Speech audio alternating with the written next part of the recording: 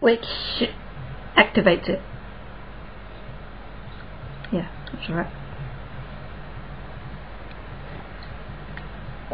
And of course you had this little talk between X-Brawn and Skybite, with Skybite saying give it back and X-Brawn saying piss off. Basically. Yeah. So, although if you notice, the first time not X-Brawn, Cyberm unfolds his arm and still in vehicle mode, he has a wheel. It's like half one of his wheels. But the second time you see that, his wheel is still on the ground. How's that work? Yeah, that's what I was thinking. It's like he still has 4 wheels on the ground and yet his arm is up. It's like, how the hell does that work? Animation error, I think. Yeah. Of course then, after Cyber's suggestion that he takes it as high as possible, X-Brawn goes swinging like a monkey through the city. Still in his vehicle mode. Huh? Like Spider-Man? Yeah. Or Spider-Bot. Still in his vehicle mode. So that must be really interesting, seeing a swinging 4x4 going from...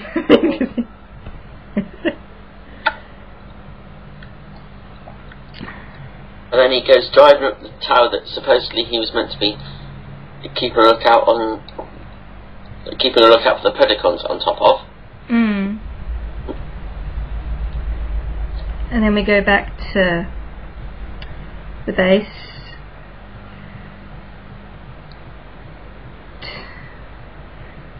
And there's a conversation between Prime and Koji. Yeah. About what to do with the bomb. And then Prime has an idea. We see him turn up at where X-Brawn is, and we get the first appearance of Super Mode. Yeah. Strangely enough, in this episode, he didn't actually call it Battle Mode. He calls it Optimize. Yeah. For some strange reason. Yep. And I must say, he must have some pretty powerful water jets to get it all the way out into space. Yeah.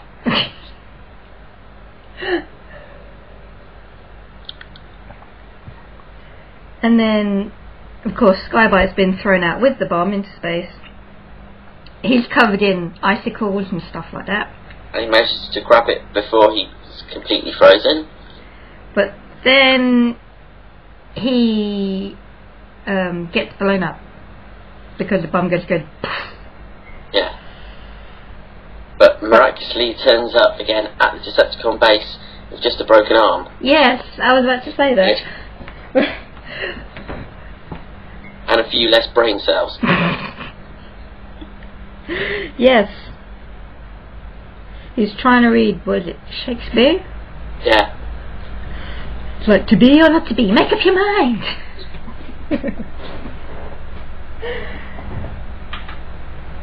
Yeah, so.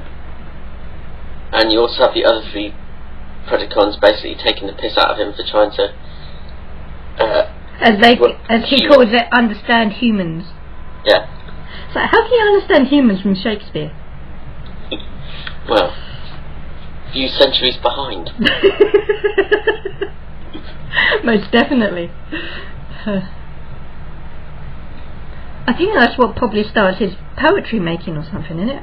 Yeah. Mm. So that's basically the episode. Yeah.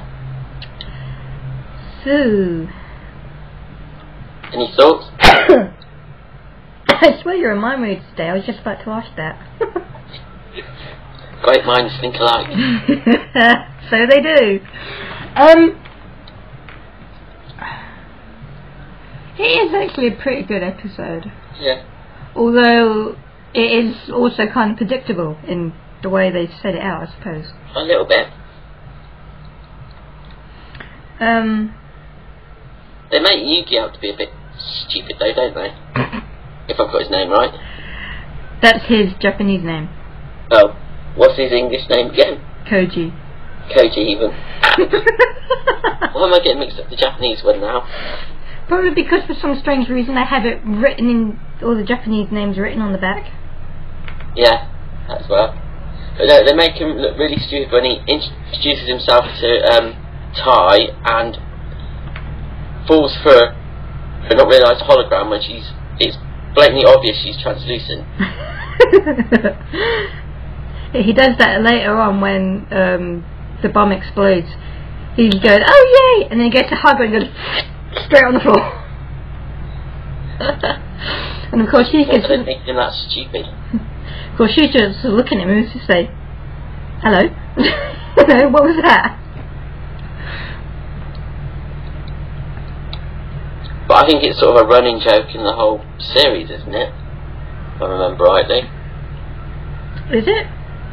I think he does it more than just in that episode. I could be wrong. Not that I can remember.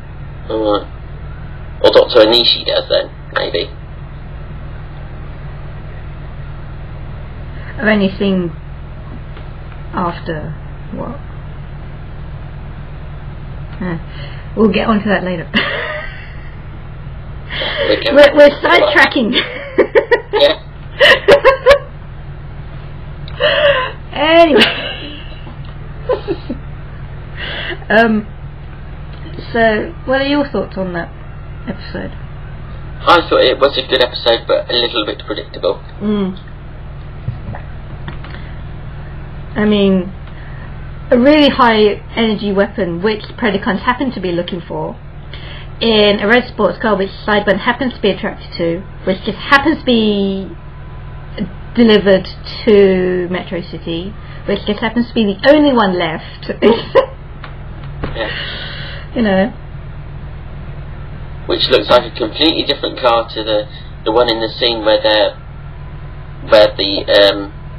whatever police, whatever they are confiscating all those red sports cars.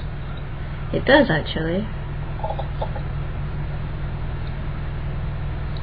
You there? Yeah. Alright, sorry. That's alright. But we were having technical problems. No, not at the moment. Where were we? Excuse me. So yeah, that car really actually does look different to all the other red cars. I know, and they went to the trouble of coming up with a make for it as well. Red XC12. Yeah. Although if you look really carefully when you actually see the car for the first time on the ship, I'm not sure if I've got my car makes right, but the little badge on the front of the car, it looks like maybe a Porsche badge or something. Something like that, yeah. Yeah. So.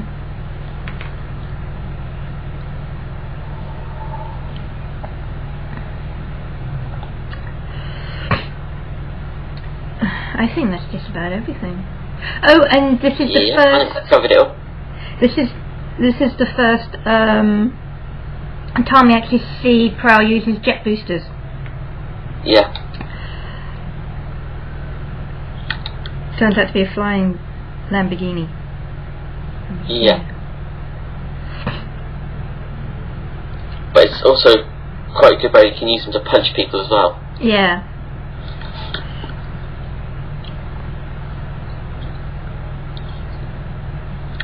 I also think it's the first appearance of Sideburn's weapon as well, isn't it? Yeah, I think that is the only actual time he uses that, because normally he uses that missile firing thing. Yeah. Excuse me. So quite a lot of firsts in this episode. Yep. Oh, excuse me.